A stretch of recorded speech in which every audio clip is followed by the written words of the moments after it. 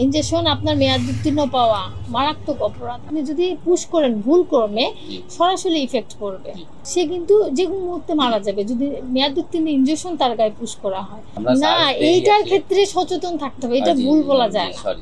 BSTI অনুমোদিত মানে নিষিদ্ধ কসমেটিক চাঁদনি, গৌরী, 4K প্লাস ওগুলো বিক্রি করেন? এগুলো বিক্রি করেন না। আপনার কাছে প্রাইস ট্যাগ মেশিন আছে? না না না। তা আপনার এখানে মূল্যটা কিভাবে আপনি নির্ধারণ করেন? যেখান থেকে নিয়ে আসছি সম্ভবত মানে ওনারা, এটা তো হবে না। ওনারা বললে হবে আপনার এই যে আমদানি করে সে সুন্দর করে মূল্য দিয়ে দিবে, আপনাকে এই দামে বিক্রি করতে হবে অথবা এর কমে বিক্রি করতে হবে, এর থেকে বেশি বিক্রি করা যাবে না। এখন যে এই মূল্যটা নির্ধারণ করছে, ধরেন আপনি করছেন, আপনি মূল্য নির্ধারণ করে একটু রাখেন না। অবশ্যই না। তা আপনি এই প্রোডাক্ট নিয়েছেন কেন? ভোক্তাধিকার সংরক্ষণ আইনে প্রতিশ্রুত সেবা যদি সঠিকভাবে না দেন 50,000 টাকা জরিমানার বিধান আছে, এবং মূল্য যদি না থাকে, এখন এটা আমি মূল্য ধরবো না, কারণ এটা আমদানিকারক মূল্য নির্ধারণ করবে, আপনি মূল্য নির্ধারণ করবেন না। না, আমি ইন্ডিয়ান বেচতে মানা করিনি আমি, কিন্তু বিষয়টা হচ্ছে যে ইন্ডিয়ান বাইরের প্রোডাক্ট, ইন্ডিয়াও তো বাইরে, ইন্ডিয়ান প্রোডাক্টের ক্ষেত্রে অবশ্যই আমদানিকারকের স্টিকার থাকতে হবে, নাহলে বিক্রি করতে পারবেন না। এখানে কোনটা জানি ইন্ডিয়ান একটা দেখলাম যে আছে, এই যে যেমন এটা যেমন দাম নির্ধারণ করছে, ঠিক আছে, স্টিকার আছে। এখন আপনি এটা প্রাইস ট্যাগ বসাইছেন, কোন ভিত্তিতে বসাইলেন? আপনি কি জানেন এর দাম 450 কিনা? এখানে যেমন প্রতিষ্ঠানের নাম আছে, কে করছে আমদানি, সে তার সবকিছু ডিটেইলস আছে। এটাতে কি আছে? না। এটা কি ফেস ওয়াশ? না। কি এটা? V wash. আচ্ছা, আপনার এগুলো ব্যবহার করা মানে বিক্রি করা যাবে না এইভাবে। জি ম্যাম। প্রসিকিউশন লিখে না ইয়া আপনি ওগুলো সামনে আনেন। বেশ কয়টা 4-5টা পেয়েছি। না, আমি একটা পেয়েছি জুলাই আরেকটা জুন ওষুধও পেয়েছি আমি।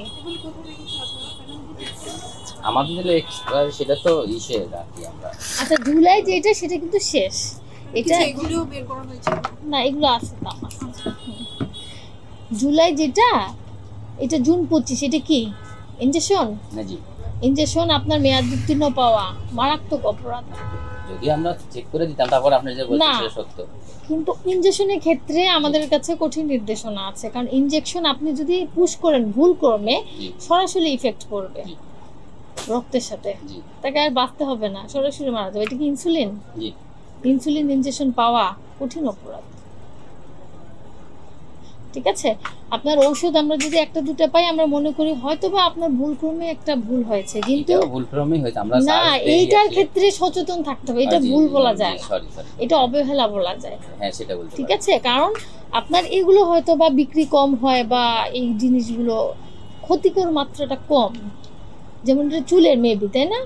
এটা যদি ব্যবহার করে মেয়াদ উত্তীর্ণ হলেও হয়তো বা খুব একটা ক্ষতি হবে না, হ্যাঁ, কিন্তু এই জিনিসটা আসলে সেই ক্ষতি আর এই ক্ষতির পরিমাণ কিন্তু এক না। না, অবশ্যই না। এক বলেন, তাকে কিন্তু সে কিন্তু যে কোনো মুহূর্তে মারা যাবে যদি মেয়াদ উত্তীর্ণ ইনজেকশন তার গায়ে পুশ করা হয়, অথচ মেয়াদ উত্তীর্ণ যদি শ্যাম্পু তার মাথায় ইউজ করা হয় সে কিন্তু মরবে না। কিন্তু এটা কিন্তু খুব সেন্সিটিভ। এইটা মেয়াদ উত্তীর্ণ পাওয়ার, এটা মেয়াদ উত্তীর্ণ পাওয়ার মধ্যে ডিফারেন্স আছে। লিখবা যে মেয়াদ উত্তীর্ণ ইনসুলিন সহ কয়েকটি প্রোডাক্ট মেয়াদ উত্তীর্ণ পাওয়া গিয়েছে, এটা না। মেবি এইটা আসলে জুলাই, এটা শেষ, এটা অত ধরি না। আরেকটা আপনার দেখলাম, সেটা হচ্ছে সার্জিক্যাল আইটেম। জি, ওইটা আসলে গুরুত্বটা কম, কিন্তু এটার গুরুত্ব অনেক বেশি। আপনার কিছু কিছু প্রোডাক্টের ক্ষেত্রে খুব সচেতন থাকতে হবে। তার মধ্যে একটা ইনজেকশন, আরেকটা হচ্ছে ভ্যাকসিন। ভ্যাকসিন মেয়াদ উত্তীর্ণ ভ্যাকসিন, ইনজেকশন, মানে মেয়াদ উত্তীর্ণ অ্যান্টিবায়োটিক, এগুলোর ক্ষেত্রে সচেতন থাকতে হবে, যেগুলো সরাসরি ইফেক্ট করতে পারে মানুষের জীবনে। ভোক্তাধিকার সংরক্ষণ আইনে 2 ধারায় জরিমানা হয়। একটা হচ্ছে মেয়াদ উত্তীর্ণ ইনসুলিন পাওয়া, 50,000 জরিমানার বিধান রয়েছে। আরেকটা হচ্ছে যে প্রতিশ্রুত পণ্য বা সেবা যথাযথভাবে বিক্রয় না করা, আমদানিকারকের স্টিকারবিহীন পণ্য বিক্রয় করা যাবে না। এটা একটা মানে প্রতিশ্রুতি সেবা, যে আমদানিকারকের স্টিকার সহ মূল্য সহ বিক্রি করতে হবে। এই জন্য 50,000 জরিমানার বিধান রয়েছে, 1 লক্ষ টাকার মানে 50,000 জরিমানার বিধান রয়েছে, 1 বছরের কারাদণ্ড রয়েছে। আপনাকে আজকে সতর্কতামূলক 10,000 টাকা জরিমানা করলাম।